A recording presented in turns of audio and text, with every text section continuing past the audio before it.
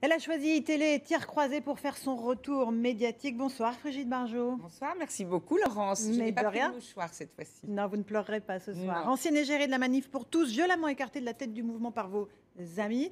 Que devenez-vous? Eh bien, je continue. Pourquoi s'arrêter? Le mouvement qui s'est levé était préparé d'ailleurs de longue date. Il y a pile un an, nous étions, avec différentes personnes, décidés à parler aux Français. Mais ils vous ont éjecté du mouvement de la Manif Non, mais pour tous. vous Pourquoi? savez, ce sont... Comment vous analysez ça maintenant avec quelques il y a mois de eu le temps recul? des manifestations et des gens assez organisés, assez ordonnés, ce qu'on appelle un peu des réseaux. D'extrême droite? Non, pas du tout, pas d'extrême droite du tout. Des Qui? réseaux, on va dire, des réseaux keto, on va pas se cacher, et qui sont très investis dans la défense de la vie. Bien. Mais ça, vous aviez évidemment imaginé que ça pouvait se produire. Vous n'êtes pas naïf du tout. Non, non, non, pas du tout, parce que je connaissais ces gens depuis fort longtemps.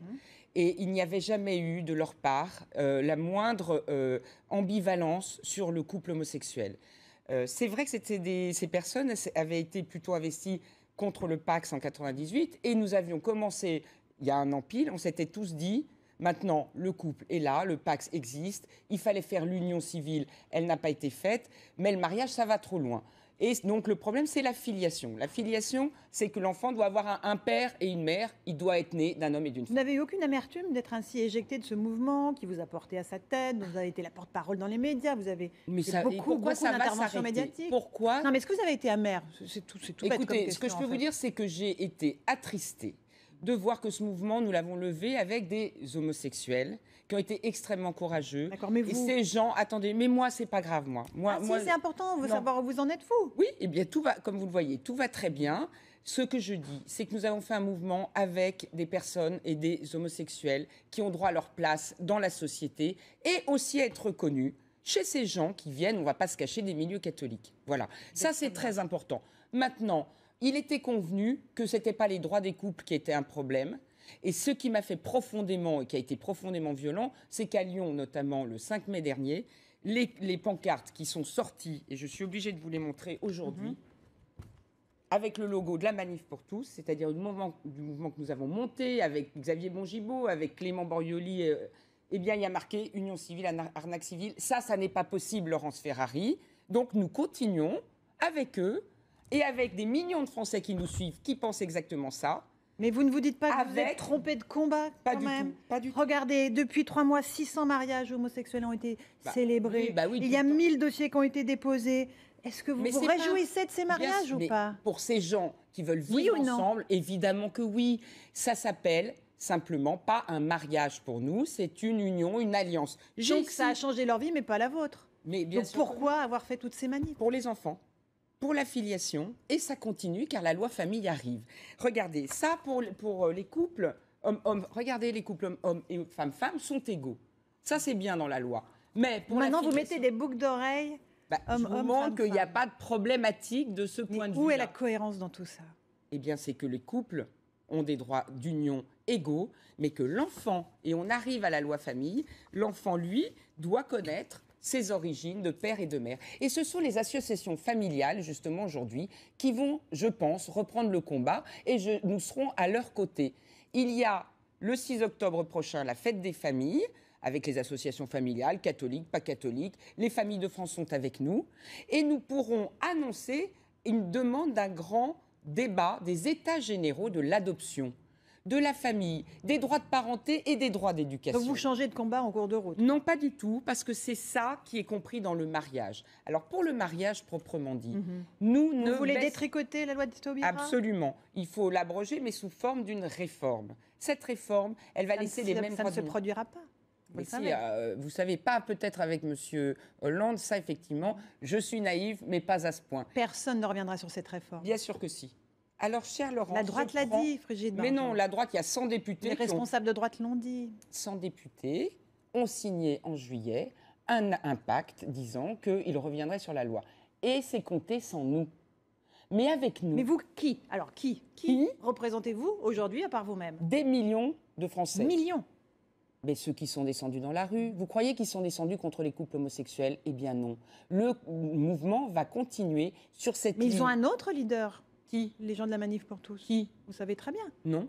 Alors, dites-moi qui est leader aujourd'hui du mouvement populaire, social, apolitique et aconfessionnel? Vous vous considérez toujours comme la leader naturelle de ce mouvement-là? Je pense qu'aujourd'hui, nous avons l'élan, l'énergie, la diversité, la pluralité qui a levé tous ces Français. Et nous le ferons savoir le 17 novembre pour le jour anniversaire de la première manifestation. Et nous le ferons savoir avec toutes les associations qui voudront venir. Quel avenir pour vous alors?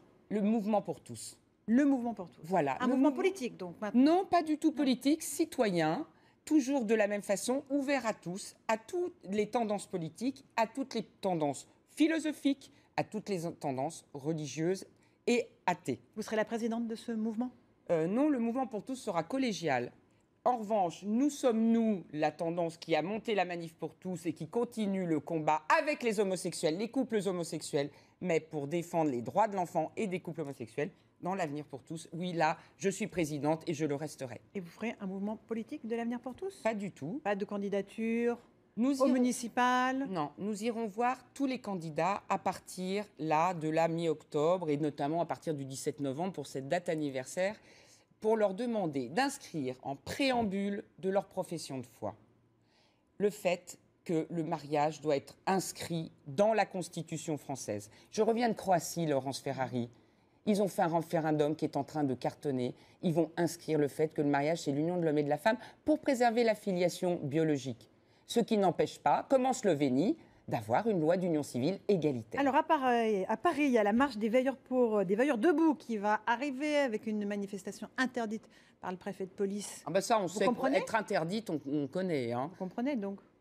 Pourquoi? Que ça soit interdit ou pas? Non, je ne vois pas pourquoi. Je ne vois pas pourquoi les interdire. Qu'est-ce qu'ils ont fait de mal, ces gens? Est-ce qu'il est interdit toujours aujourd'hui de porter des idées, même si la loi est passée? Il y a des fondements qui doivent être préservés.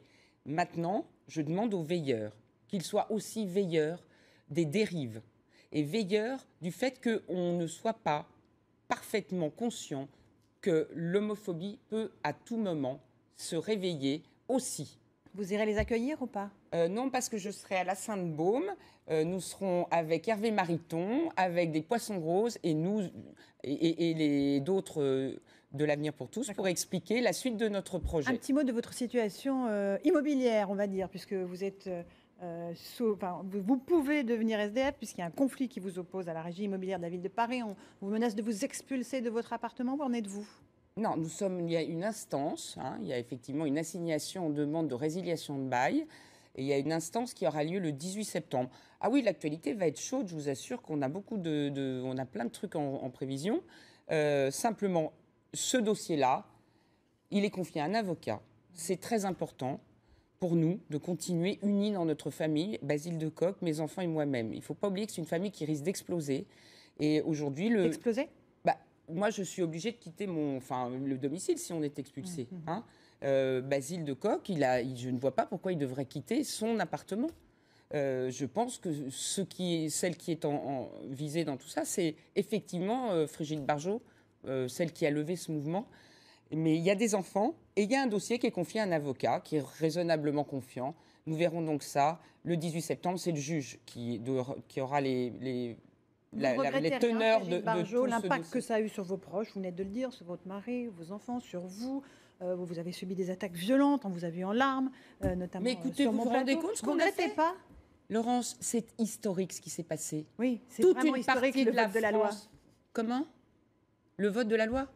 Oui, mais bien sûr, le vote de la loi, il est simplement allé trop loin. Cette loi n'est pas ajustée pour les couples et les personnes de même sexe qui ont des enfants. Et on va débattre de tout ça. Il faut ouvrir ces états généraux aujourd'hui de la famille et de l'adoption. Il faut que les adoptés puissent parler. Il faut que les couples homosexuels qui élèvent des enfants puissent parler. Moi, je ne les ai pas entendus. Il faut vraiment que, enfin, en France, la démocratie s'exprime. Et partout en France, dans les mouvements qui se lèvent et dans les mouvements à venir. Voilà, je ne regrette rien.